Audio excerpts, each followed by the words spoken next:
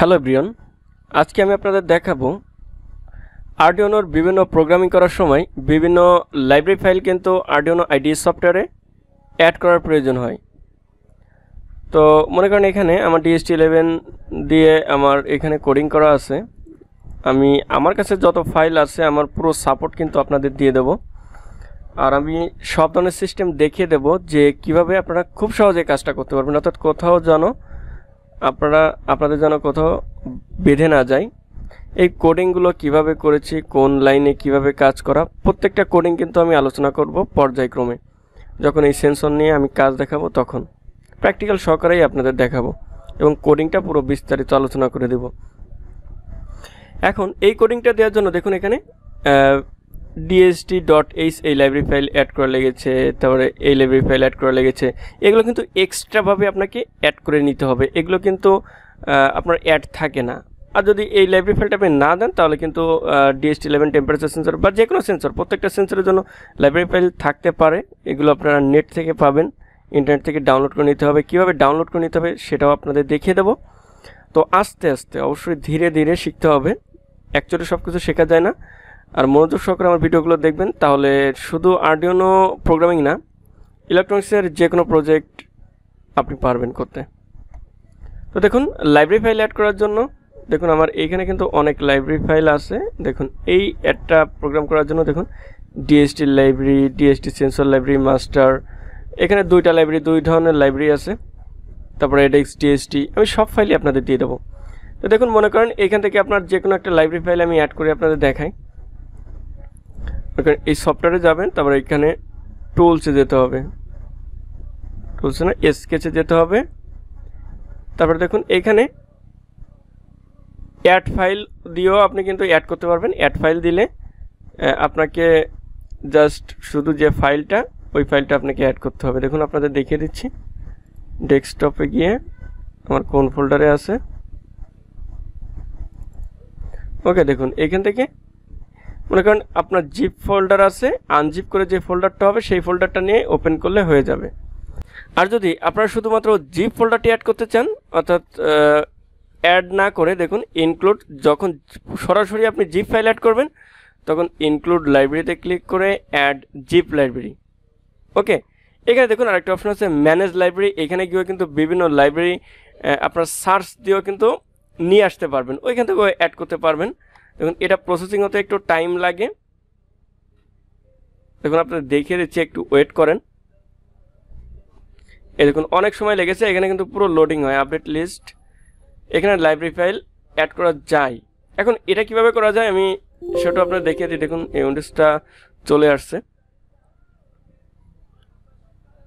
দেখুন এইখানে বিভিন্ন রকম একটা লোডিং হতে টাইম লাগছে। ওকে, দেখুন এখানে DST11।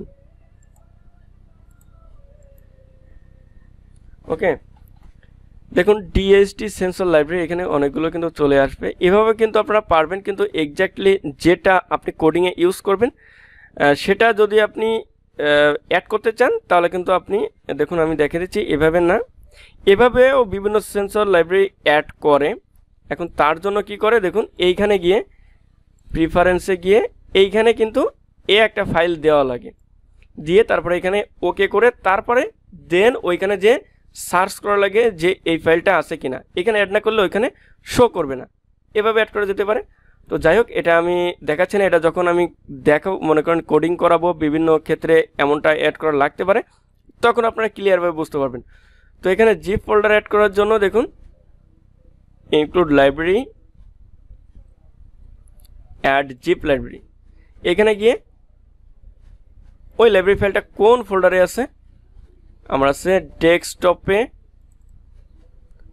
DST library project. দেখুন এইখান থেকে যে লাইব্রেরি ফাইলটা অ্যাড করবেন সেটা এই ওপেন করে, সেটা ক্লিক করে এই ওপেন করে দেবেন।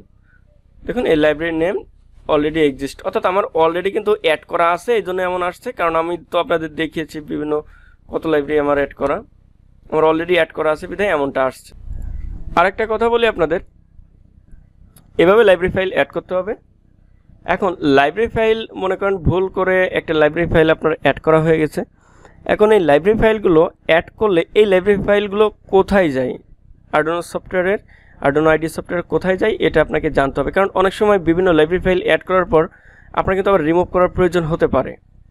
বিভিন্ন ক্ষেত্রে মনে করেন ইরর আসতেছে ওই লাইব্রেরি ফাইলটা অ্যাড করার পর, তখন কিন্তু আপনার লাইব্রেরি ফাইলে রিমুভ করতে হবে। এখন এই রিমুভ করতে গেলে ওই লাইব্রেরি ফাইলটা কোথায় অ্যাড হয় সেটা আপনাকে কিন্তু জানতে হবে।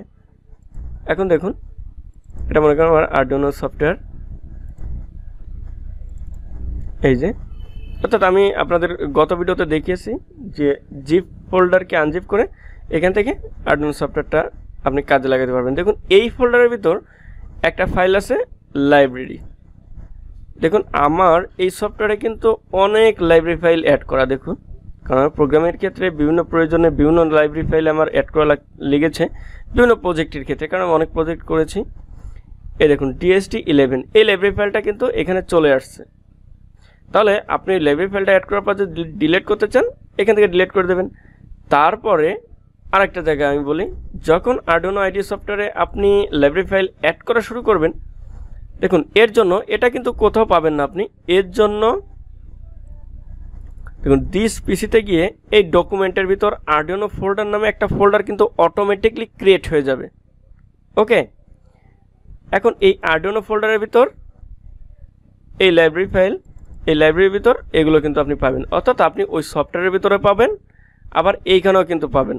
ওকে, এখন আপনাদের একটা টিপস শেখাই দিই। মনে করেন আপনার কম্পিউটার আপনি যে কোনো প্রয়োজনে আপনি করবেন, উইন্ডোজ দেবেন, উইন্ডোজ করা লাগতে পারে না, উইন্ডোজ করবেন, তখন আপনি এইখানে যে ডকুমেন্টের ভিতর যে Arduino যে ফাইলটা, এই ফাইলটা আপনি কপি করে আপনার আলাদা জায়গা, অর্থাৎ সি ড্রাইভ তো উইন্ডোজ দেওয়ার সময় আমাদের পুরো একবার ফরম্যাট দেওয়া লাগে, তাহলে এটা তো সি ফোল্ডারে থাকে, তো এটা কপি করে আপনি যে কোনো ফোল্ডারে নিয়ে রাখবেন।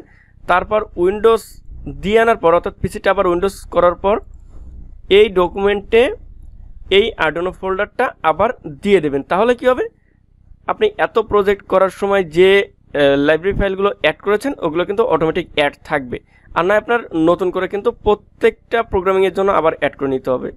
এটা আপনাদের কাজের সুবিধার্থে আমি দেখিয়ে দিলাম, কারণ এতে আপনার সুবিধা হবে, কারণ উইন্ডোজ করার পর সব চলে যায়, তখন আবার কিন্তু প্রত্যেকটা প্রোগ্রামিং করার সময় আপনার লাইব্রেরি ফাইলগুলো অনেক সময় হারিয়ে যায়, কোথায় রাখি অনেক সময় খুঁজে পাওয়া যায় না, তখন কিন্তু বিভিন্ন সমস্যা হয় যে আমি লাইব্রেরি ফাইলগুলো কোথায় পাবো।